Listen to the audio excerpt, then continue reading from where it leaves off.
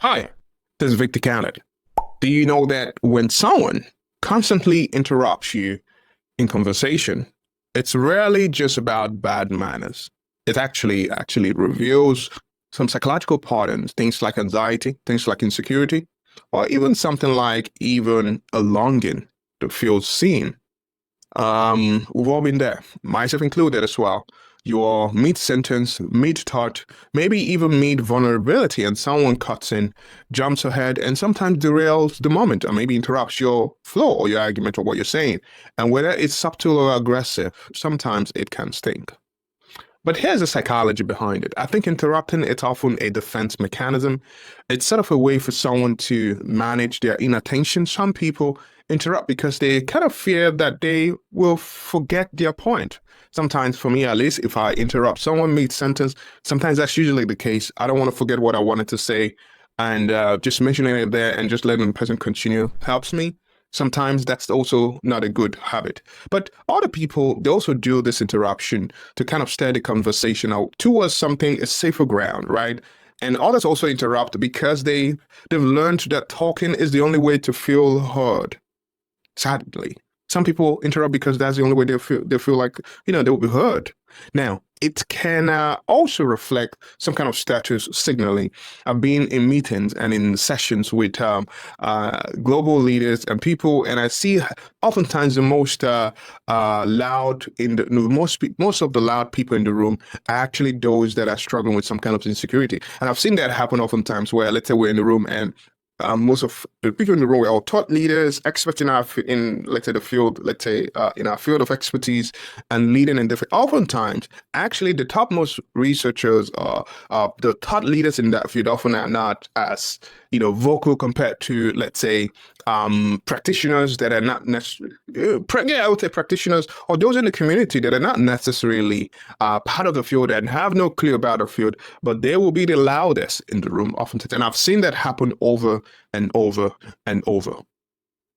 And so sometimes, for most people, interruption in conversations is sort of a status signaling. It's sort of a subconscious attempt to assert dominance, to control the narrative, or to claim expertise. But the interesting thing, ironically, is that the more someone kind of interrupts, the less connected the conversation ultimately becomes. And so for those who are constantly being interrupted, sometimes I think it can feel like some kind of eraser, right? Like your voice doesn't matter because, but I think it's where flourishing also invites us into something better, because flourishing means cultivating relationship rooted in mutual respect, rooted in active listening and even emotional presence. It's not just about expressing ourselves. It's also about creating a space for others to be heard. And so interrupting may be common, but it's not harmless. Flourishing communication means that we are learning to pause. I did cover an episode on our monthly episode on the Flourishing podcast with my friend Kate, and we did cover a lot of things about communication, the three modes of communication that we should pay attention to. But I think to listen without planning your response, it's also another thing, right? But in order for us to enable a flourishing communication, we need to learn how to pause. We need to listen without planning our response. We need to honor someone else's full thought before offering our own. And here's the beauty.